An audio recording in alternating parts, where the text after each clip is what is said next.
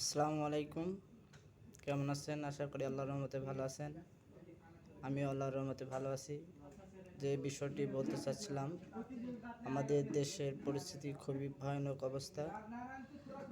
আমি এখানে যতটুকু শুনছি, মালয়েশিয়াতে বা বিভিন্ন দেশে যারা প্রবাসীরা আছে তারা রেমিটেন্স পাঠানো বন্ধ করে দিবে।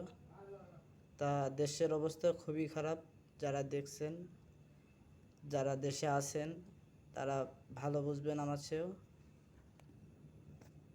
আমাদের দেশের খবর টোটাল মালয়েশিয়া, মালয়েশিয়া চ্যানেলে দেখাইতেছে, মিডিয়াতে বাংলাদেশের, ইন্ডিয়া, পাকিস্তান, নেপাল, ভারত এবং সৌদি আরব পর্যন্ত দেখাইছে আমাদের বাংলাদেশের যা অবস্থা পরিস্থিতি এখন। যুক্তরাষ্ট্র অলরেডি তো বিষয় অফ করে দিয়েছিল এর আগে, তা এখন আরও নিন্দা প্রতিবাদ জানাচ্ছে আগাগোড়াই।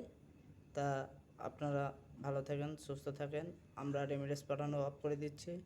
বাংলাদেশ 98% মানুষ যারা প্রবাসীরা আছে তারা রেমিটেন্স পাঠানো বন্ধ করে দেওয়ার ঘোষণা দিয়েছে। আমি তো আগাগোড়াই আমি বলতেছি আমি আর রেমিটেন্স পাঠাবো না। তা আপনারা ভালো থাকেন, সুস্থ থাকুন। আল্লাহ হাফেজ।